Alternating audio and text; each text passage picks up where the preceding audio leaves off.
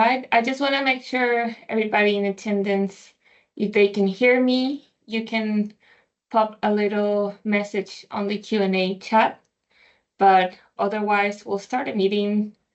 So my name is Connie. I'm a sales representative here at Tunstall, and I'll be presenting you with our topic for this webinar, which is in-home alarms versus mobile alarms. A little bit about myself. I started at Tunstall last September at the community and support team, also known as the sales team. Most of my role involves speaking with agents, OTs, and clients themselves about their needs and their expectations with alarms, and I find the most suitable solution for each of their individual needs. One of the things that I appreciate the most about working here at Tunstall is our commitment to giving adaptable, ongoing support and how we empower individuals to live freely and safely.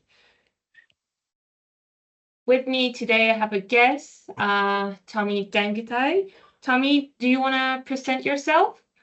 Sure, everyone. My name is Tommy Dangatai. I am an artist that works all across Brisbane and the Gold Coast. Have participated in the artistic practice, workshops, exhibitions, and awards since 2018. I'm the founder of Mix the Art Studio, and I create a collection of unique brands and artworks which reflect the passion for blending personal experiences with universal themes.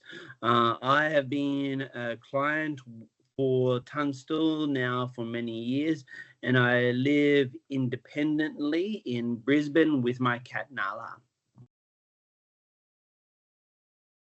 So as I mentioned before, our topic today is the use of in-home alarms versus mobile personal alarms. So we just want to introduce Tunstall a little bit. We are one of the leading providers in connected care and monitor solution services, and we have over 60 years of experience in a global matter operating in over 18 countries. Our vision is a world where people have the freedom to live life to the full in a place of their choice. And our mission is to provide technology and services to improve our customers' ability to deliver new, more efficient and effective models for health and care management in the community setting. Tommy, can you tell us a little bit about how you became a Tunstall client? Yes, sure. Sorry. I became a Tunstall client back in 2018 when I had additional medical conditions to my birth conditions, and I am an NDIS participant, and I did research with my support coordinator at the time to find medical assistance aid or assistive technology to help me where I am in my home and in the community, and I did research with my support to find a suitable provider, and Tunstall was very local to me, where their head office is in Eagle Farm, Ascot here in Brisbane, and I thought having the technical support team very close to me was really important for my health and well-being. Thank you for that. So moving on with the presentation, we're going to start off talking a little bit about our in-home alarms. In-home alarms are setups that provide coverage around a resident and immediate surroundings.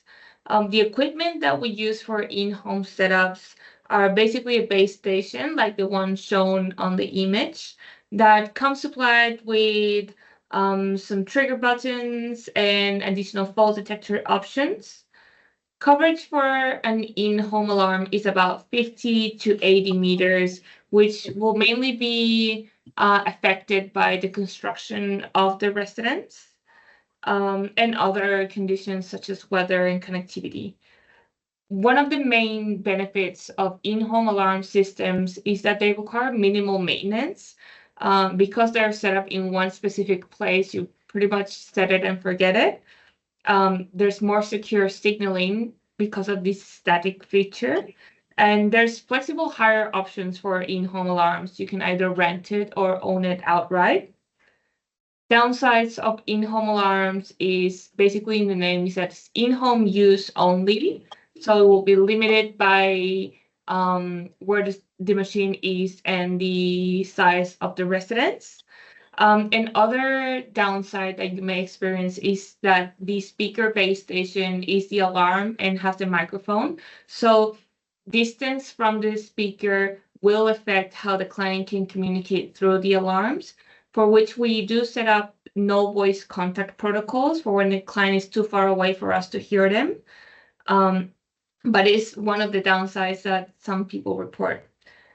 How it works, as you can see on this slide, once a client has their in-home alarm installed and they trigger an emergency call, this will connect to our customer care center. We have a 24/7 response center, and an operator will answer the machine on the other side of the speaker, will consult with the client the emergency level, whether they just need minor assistance from a family or friend, or if they require immediate medical assistance, therefore an ambulance is required.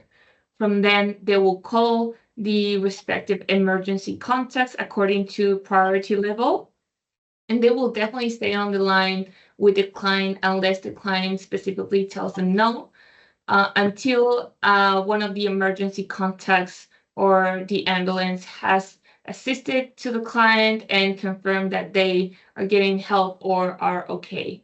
Once that has been confirmed, the operator will close off the call so the client doesn't need to do anything else on their end. Some of the things that the client may experience when they're placing an emergency call is what we call a call response time. Average response time is intended to be 30 seconds from when the call connects to the emergency response center until an operator answers. And this can go up to 2 minutes if we're receiving too many calls and there's a little bit of a queue. The aim of response operators is to get to all the calls as quickly as possible, and we understand that people that are experiencing an emergency may find this time to be very long, but definitely no call takes longer than 2 minutes to be answered. Okay, then moving on to our mobile alarms, we call these community use alarms. These are wireless devices that can be used out and about because they don't require a base station to report back to. Therefore, the equipment involved for a community alarm is pretty much the watch itself or a pendant if that's the option. And this device will come integrated with a GPS tracker and with a false detector. Therefore, it can be automatically activated when detecting a fall, or it can manually activate it through the SOS button. They also have the speaker and the microphone integrated in the watch. Therefore, the client communicates through the watch itself. Therefore, there's no issue of the distance from a speaker. The GPS tracking location reports back to our response center every 15 minutes. Therefore, when the alarm is activated, it will report location. But in the case that the alarm doesn't have clear GPS connection, it cannot report its exact location. We do have the history of the reports on GPS tracking, and this report of 15 minutes can also be extended to report in a longer time frame, like every 20 minutes, or it can be shortened to report every 10 minutes. Main benefit of a community use alarm is that it can be used anywhere they are as long as they have two variables. One is the alarm having battery, and the other one is being within mobile reception. Because our alarms work on SIM cards, they place calls like a mobile phone would, so being in service area. Downside of a community use alarm is because it's wireless, it does require the client to be aware of the battery life and charge it pretty much daily. And the other thing is that as I said, it works on Telstra mobile network, but it's not as strong as a mobile phone. So good connection is a necessity for the alarm to report. Otherwise, the alarm may drain its battery trying to locate the best coverage. How community alarms work is pretty much the same as an in-home station. Once the client activates the alarm, this connects to the 24/7 response center. From then, the operator answers on the other side of the watch, and they also access the location of the alarm. Therefore, they confirm client's location when advising emergency response of where the client is at, whereas in home alarms, that is given by the residents. One thing that you can do as well for community use alarms is set up protocols. This also allows for a little bit more of a flexible operation regarding the needs of the client. So if you want to set up a protocol when you get no voice contact, that can be sorted out per each client's necessities. It is not one standard fits all.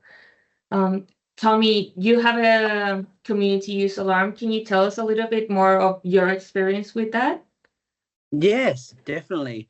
I have most of the time always used the mobile care services alarm.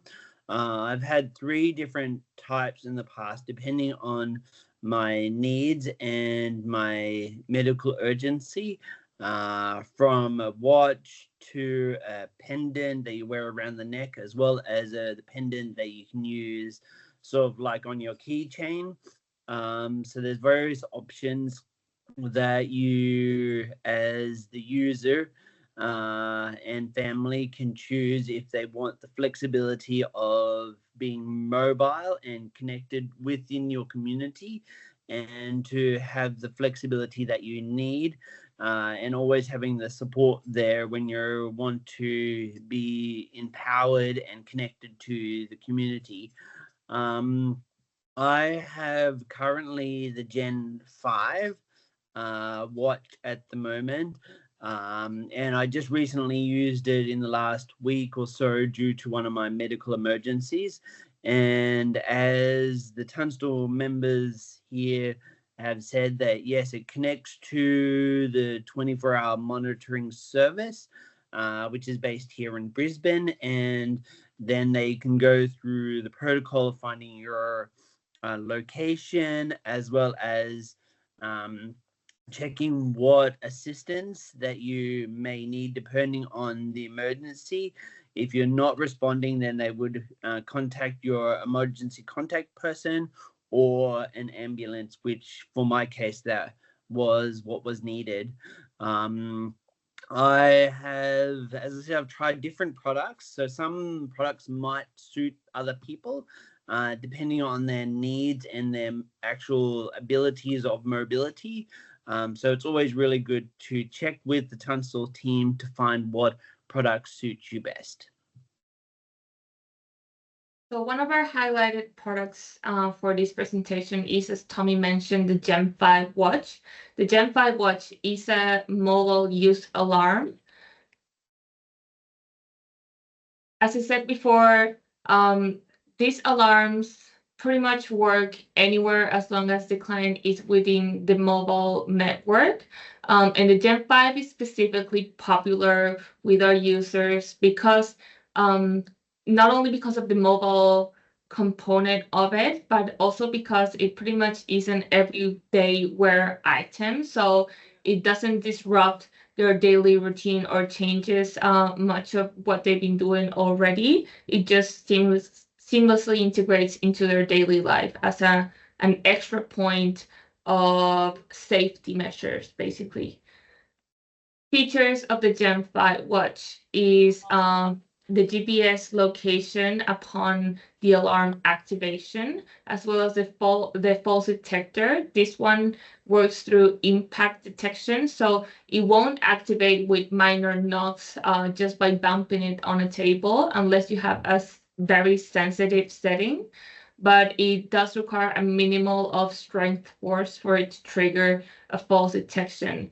Upside is that because not all clients weigh the same or fall from the same height, this can always be adjusted to the best measure of the client itself. It also provides with low battery alerts. So as we mentioned before, maintenance of the battery life is one of the downsides, but having this extra feature of letting us know when the alarm is running out will help the client keep up, uh, ensuring that they have battery at all times. It also has an inbuilt heart rate monitor, which you can request the watch to measure. These are features, but they're not triggers. So the alarm will not trigger if they sense that their heart rate is lower than a certain point or higher than a certain point. It's just an additional feature that the client may enjoy, as well as step count for everyday activity. Before moving to the Q&A, Tommy, you mentioned you had the Gen5 watch, but you've also had other Tunstall products in the past. What do you think is one of the best features of the Gen5 in comparison with the previous products? Yes, and that, well, with the Gen5, it is quite durable. So for any everyday use and things, there's no worries. The construction of the materials are quite strong. And only if you have a significant fall or bump it at a reasonable force, then the watch will stay fully constructed. As I said, it does have the SIM card, so you can travel anywhere that you want to go, anywhere around the world, and it will be detected and it will come back to Tunstall again, and they'll be able to get you support anywhere around the world in the 18 different countries that we said at the start of their presentation.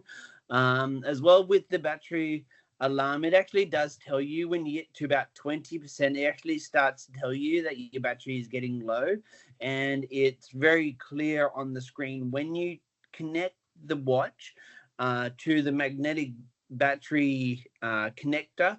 It will say your watch is now charging, and it will actually tell you the percentage that the rate of your battery is, and it seems to charge very quickly.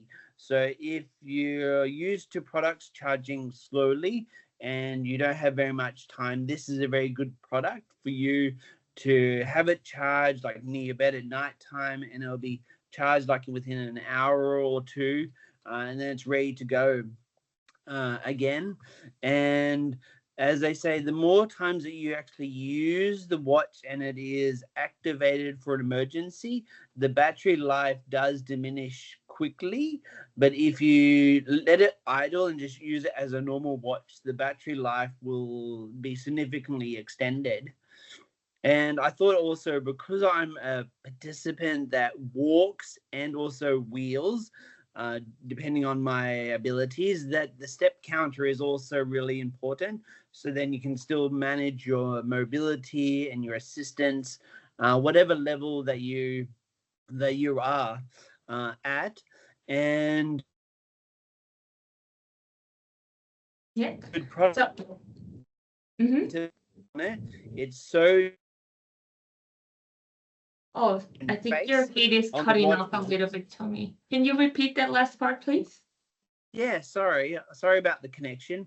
I was saying that the watch face, a lot of people have commented to me, it's a nice watch because the round circle almost looks the same as a Samsung Galaxy watch.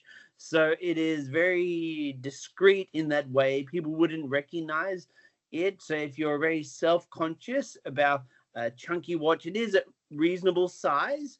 Don't get me wrong with that, but it looks discreet enough that people wouldn't know that it is a medical alarm of support. Just to Did you get that one now? Yes, perfect. Okay. Just to clarify a little, one point that Tony mentioned, the alarm will work anywhere you travel in Australia. Just because that's Telstra SIM mobile network is required, it's a Telstra SIM, so it needs to be within Telstra mobile network. But yes, You can take it anywhere you are in Australia, take it camping, take it on a trip to your family, and it will work because it will be within that mobile network. Okay, Okay. sorry I got that a bit confused, but thanks for clarifying. It will be cool if we could take it pretty much anywhere in the water. Maybe next time. Yeah. Okay. All right. Should we move to any questions, concerns that anybody would like to ask? There's a Q&A section on the chat on the side if you want to pop anything that you would like to ask regarding the equipment or the monitoring services.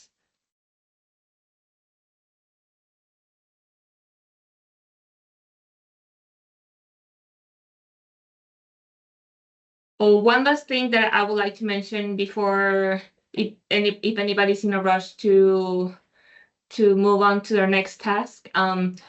In-home alarms and community use alarms, they're both pretty good options depending on the client's requirements, but there is a case where some clients cannot handle the maintenance required for a community alarm, but also need that extra coverage when the client goes outside of their house for any reason. And it's for this same reason that Tunstall is currently offering bundling options where one client can have both types of alarms, an in-home alarm and a community use alarm. And it's a bundle option because we basically bundle up the monitoring, which normally will be individual to each alarm. We kind of set them up together, and it's a good option if you really don't know which one to choose and you require both. That option is always available. And if you want to learn more about those bundle deals or any other special offers that Tunstall offers, here at the community and support team, we're always available to take any calls that you may have. All right, so if nobody has any questions or you got all the information that you needed, then I appreciate you assisting to this webinar, and we hope to see you in the next one. And thank you so much, Tommy, for giving us your experience as well. Oh, that's okay. My pleasure. Anytime that I'm able to share my experiences with all different people of all different walks of life and abilities, it's absolutely my pleasure. All right. So we'll stay here until we finish up the meeting. If anybody has any questions, otherwise, yeah, thank you for coming. Yeah, thank you everyone for coming. Really appreciate all your time.